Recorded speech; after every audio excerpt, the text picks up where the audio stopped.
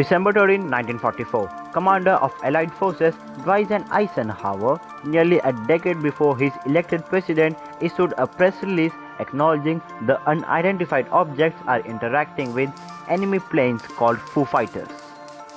Foo Fighters is the name given to strange balls of light that were seen by pilots during the Second World War. Now, if you actually drill down into some of the detailed reports, you see very clearly that some pilots were talking about structured craft. There were sightings from US and UK pilots. So, of course, the thinking was at first this was some sort of Axis secret weapon. Maybe the Nazis or the Japanese had developed something. Some of these lights would get close enough that they actually seemed to cause engine malfunctions and disturbances until they would move away and often just shoot up into the sky. So the question is, what were these things? To this day, there's not a really clear explanation as to what they were. With the first sightings of the Foo Fighters, the British, the Americans, they all thought it would be enemy technology. And that scared them because they couldn't outmaneuver these, nor did they have any defense and couldn't shoot them down. General Eisenhower's office, the Supreme Headquarters, issued a statement that was published in the New York Times stating that the so-called Foo Fighters have created a great deal of concern. It is possibly a new German weapon. At this point, we don't know, but we are taking it seriously and we're looking into it. Now, with Eisenhower and the press release that mentioned that the Foo Fighters remained unexplained, that is arguably saying, whatever we're dealing with here, it's real.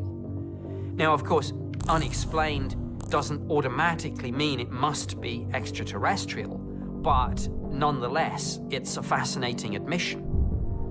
It seems obvious that Roosevelt would be aware of some of these UFO issues. They would be potentially important if they were enemy weapons.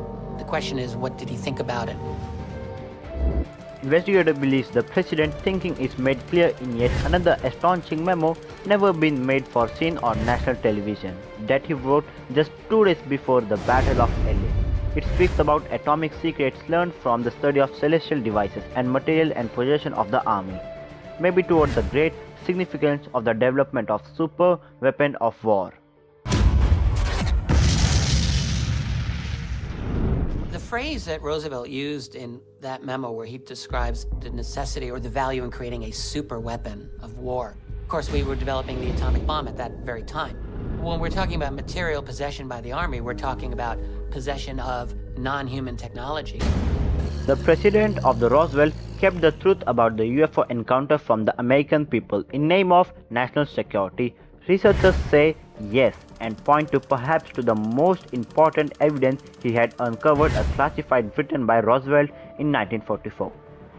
2 years after the LA events, a group personally unknown community, unknown science and technology, in which he agrees non-extraterrestrial know how his atomic energy must be used in perfecting super weapon of war to effect the complete defeat of Germany and Japan. Roosevelt also wrote the take every advantage of such wonder that come to us, and he acknowledges the reality that our planet is not only one that harboring intelligent life in the universe. The double top secret memo, in which he explicitly refers to this as not from our civilization, has been disputed. But these documents were obtained in such a way that makes me think that they are legitimate, that they're real. Now, when we come to the Roosevelt document that talks about acquiring technology and trying to come to grips with the concept that we might not be alone in the universe, there's no doubt that technology acquisition is something that governments and perhaps presidents have thought about in relation to UFOs. The president membered community devoted to the science and technology. None of this world suggested our government was in fact in possession of otherworldly technology, and Roosevelt knew far more about UFOs than he ever let on the public. Throughout Roosevelt's administration, we know that Roosevelt employed very high security to keep the UFO phenomenon under wraps because it was as classified as the atomic bomb. The 12 uncovered documents proved the researchers the shocking reality that recovered alien technology helped the US to build atomic super weapon of war. But what will the next president will do with these incredible government secrets? Coming up. It was the US military that said, "We've recovered a flying disc."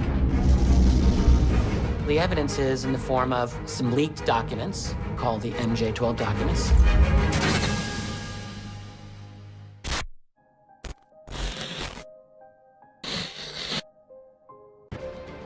Under President Franklin D. Roosevelt, the first ever government report on UFO activity became top secret, including one about interplanetary origin of spacecraft in the Battle of LA, and another about a super weapon of war development with the extraterrestrials.